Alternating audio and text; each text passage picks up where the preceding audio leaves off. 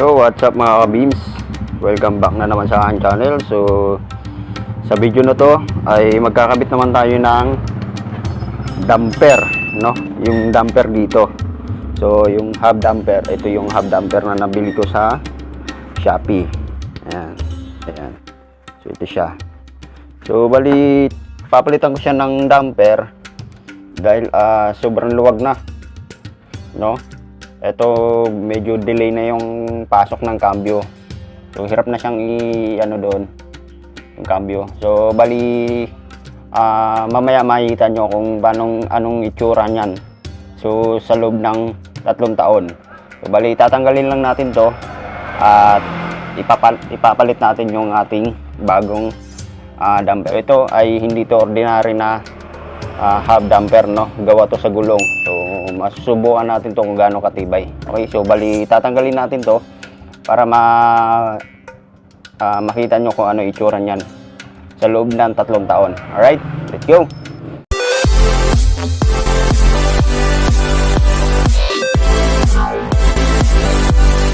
Okay mga ka-beams, gamit itong 19mm na close range.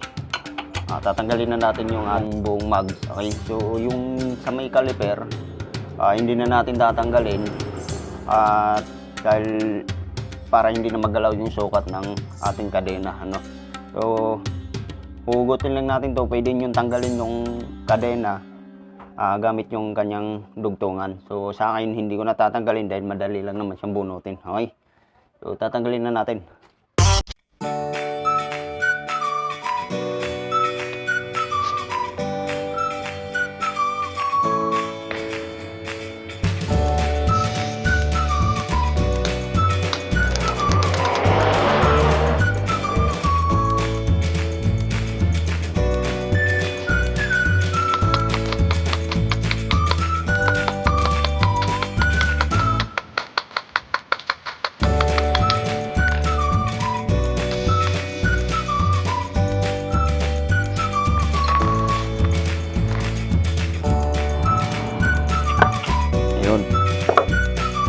Ito yung mga ka-beams na, no, napapansin nyo wasak na, kinalsuhan ko na lang siya na plastic.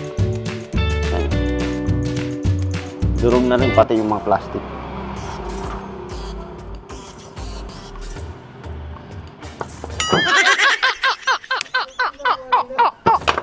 Yun, malsik pa. Itsura niya mga ka-beams, oh, wasak. Okay, so lahat yan ganun yung itsura. Ayan. Wasak.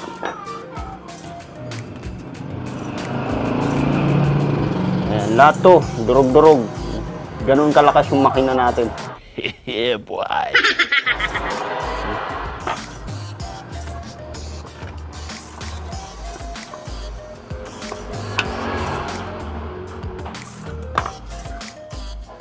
Ayan. Ganun kalupit. Oh.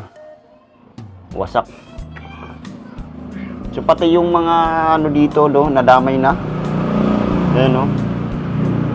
Yung mismong hub. Ayan, mga ka-beams, ano, napapansin nyo nadamay na yung ano dito. Yung pinaka ano ng mags. Dahil nga wasak-wasak yung ating damper. Okay, so bago natin ikabit yung bagong damper, pwede nyo linisin yan. Sa akin, hindi ko nalilinisin yan. Tapos, i-check nyo na rin yung mga bearing kung may alog. Okay? Pati yung bearing dito sa mismong hub. Okay? So, check nyo na kung may alog. Okay, so sa akin, wala pa naman. Pwede nyo nang palitan. Isabay nyo na para isang gawa na lang. Okay? So, yun. Kabit na natin yung bago. Okay mga ka-beams, natanggal ko na yung ating mags. Ito yung bagong damper, no? So papakita ko muna sa inyo bago natin siya isasalpak. Sa mga gusto pa lang bumili nito, no, ilalagay ko na lang sa description yung link pinagbilhan ko rito para madirect kayo doon sa pinagbilan natin na legit na seller. Okay? Ayan. So ito yung mga ka-beams. Okay. So So, kung napapansin nyo, may nakalagay top side. So, ibig sabihin yan, ito yung ilalagay natin sa ibabaw na part. Yung sa kabila, yung nasa ilalim. Bali, ganyan yung itsura niyan, mga kabins. Okay, so, yun.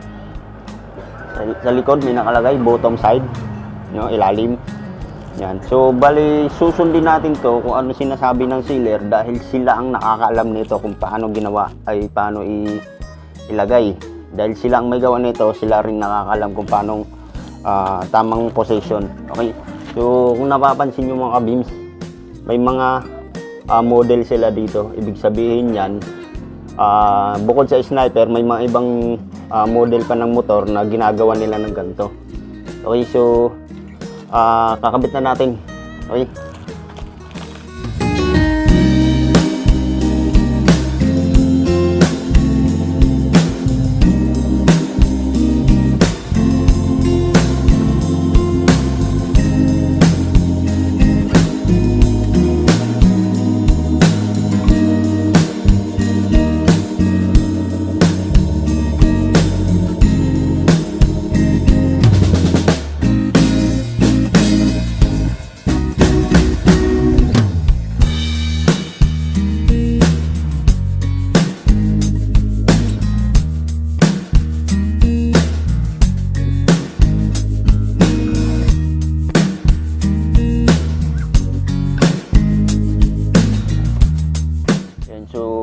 Goods na goods mga ka-beams, no?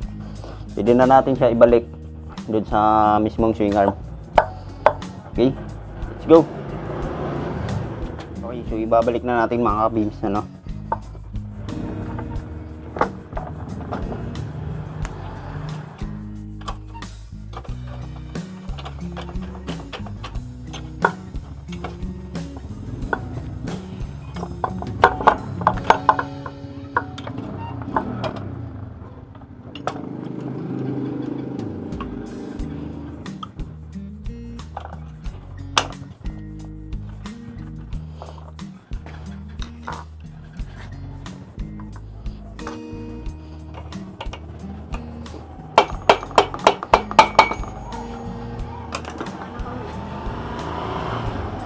Okay, so mga ka-beams, naikabit na natin, ano? Mamaya titignan natin kung hindi ba gumaganon-ganon tong mismong sprocket, ano? So, ibabalik na natin lahat yan at titignan na natin kung anong pwede pa natin i-adjust kung gumaganon yan, yung sumisigsag yung ikot ng sprocket. Okay, so ibalik na natin.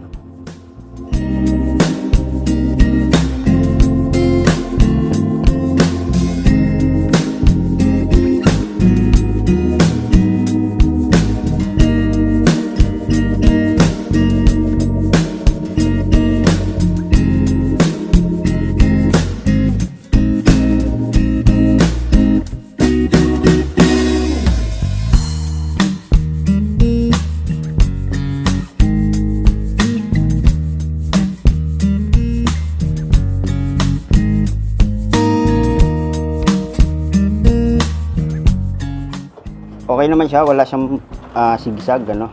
Ayan. Hindi naman sumisigsag yung ating sprocket. Ibig sabihin yan, goods na yan. Okay, so ganyan lang kadali mga ka-beams, ano. At ibalik na rin natin yung caliper. Okay, so yan, sana nagustuhan nyo yung video na to. So napaka basic lang to, ano. Madali lang tong gawin, kahit sinong baguhan pwede to gawin. And so okay na tayo dyan mga ka-beams. At sana may natutunan naman kayo dito sa ating ginagawa, ano. Huwag mo kalimutang mag-like itong video na to at mag-subscribe ka na rin. Alright, bye bye.